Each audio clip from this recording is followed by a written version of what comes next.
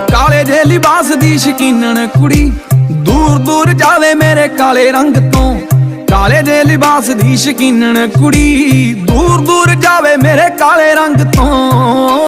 आज हम बात कर रहे हैं एक ऐसे सिंगर की जिन्होंने कुछ ही समय में सिंगिंग फील्ड में काफ़ी कुछ पा लिया है। हम बात कर रहे हैं पंजाबी सिंगर काका की। कुछ लोग तो अभी भी काका का असली नाम नहीं जानते। हम आपको बता दें कि काका का असली नाम काका ही है। काका का जन्म चंदोमर्जा पंजाब में हुआ। काका का जन्म सन 1994 अगस्त में हुआ था। काका की एज की बात की जाए तो यह अभी सिर्फ 26 साल के ही है। काका एक सिख परिवार से बिलोंग रखते हैं। मेरे गीत उत्ते ने शराबी नचदे फड़की जाते ने नी गलास कच दे। हो खड़के दे विचों मैनू साज सुन दे, साजां विचों कन्न तेरी आवाज सुन दे। तेरी आवाज विचों तेरा मुंह दिखदा नी, तेरे मुंह नू देख देख काका गीत लिखदा। काका की कद काठी की बात की जाए तो काका की हाइट 5 फीट 11 इंच है और वेट की बात की जाए तो 65 किलो है। जैसा कि आप सबको मालूम है कि काका का रंग काला है। काका बताते हैं कि शुरुआती दौर में उन्हें अपने रंग को लेकर काफ़ी दिक्कतों का सामना करना पड़ा था। काका बताते हैं कि शुरू में मुझे मेरे रंग को लेकर काफ़ी रिजेक्शन मिले, पर दिल लेके मेरा जे तू दिल ना दवे, दिल लेके मेरा जे तू दिल ना दवे। काका की स्कूलिंग की बात की जाए तो काका ने शुरुआती पढ़ाई अपने ही गांव से की। 10th करने के बाद उन्होंने डिप्लोमा किया और डिप्लोमा करने के बाद उन्होंने राजपथ कॉलेज से अपना बीटेक कंप्लीट किया। काका जब बचपन में गाना गाया करते थे तो लोग उनके गाने की काफ़ी तारीफ़ किया करते थे। काका की ज़िंदगी में शुरुआती दौर में उनका ये शौक़ बाद में उनका पैशन बन गया। काका बताते हैं कि शुरुआती दौर में मेरे पापा मेरा सिंगिंग करना उन्हें बिल्कुल पसंद नहीं था। काका बताते हैं कि उनके पापा को लगता था कि उस गाने गाने से कुछ नहीं होगा। काका बताते हैं कि उनके पापा हमेशा यही कहा करते थे कि मैं अपनी सिंगिंग छोड़कर पढ़ाई पर ध्यान दूं, लेकिन काका का ज़्यादा से ज़्यादा ध्यान सिंगिंग पे ही रहा था। धीरे धीरे वक्त के साथ काका बड़े हुए, कॉलेज ख़त्म हुआ। उसके बाद काका जॉब ढूंढने निकले। हालांकि स्टार्टिंग में जॉब तो नहीं मिली, लेकिन रिजेक्शन बहुत मिले, लेकिन काका ने फिर भी हार नहीं मानी। कहीं जाकर उन्हें एक जॉब मिली। हालांकि जॉब मिलने के बाद भी काका अपनी जॉब से संतुष्ट नहीं रहे। उन्होंने काफ़ी जॉब ढूंढी, करी और छोड़ी। धीरे धीरे वो जॉब करते गए।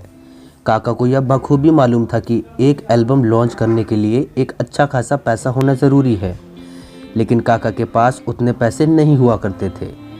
तो काका ने जॉब कर कर के पैसे बचा बचा के पैसे कुछ इकट्ठा किए और स्टार्टिंग में उन्होंने अपना पहला एल्बम सॉन्ग सुरमा रिलीज़ किया।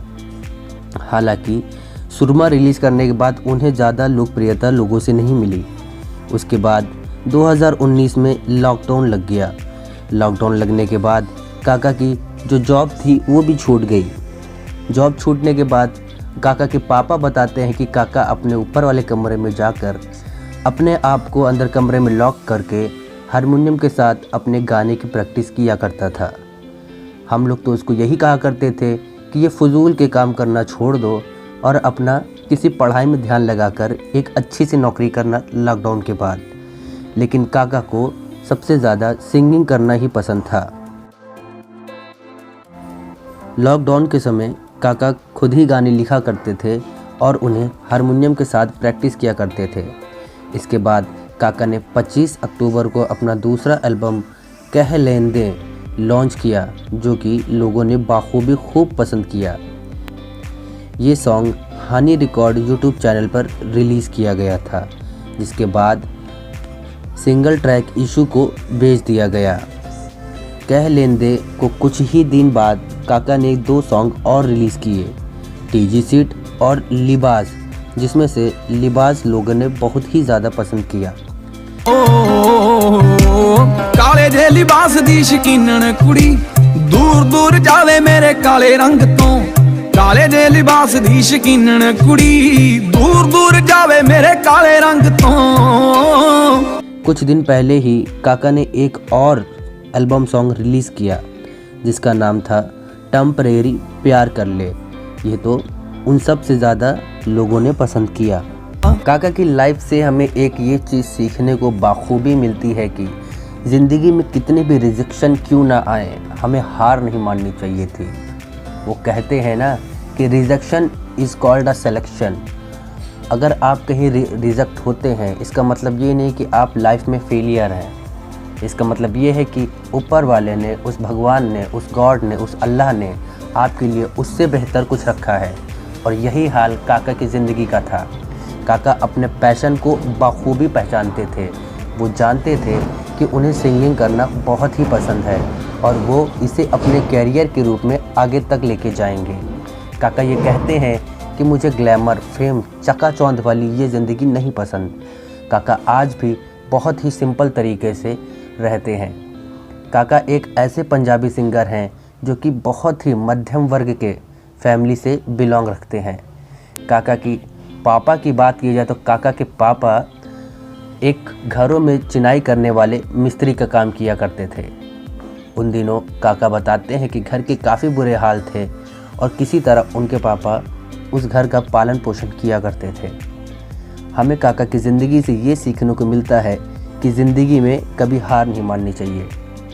तब तक के लिए विदा लेता हूँ आपसे। शब ब खैर।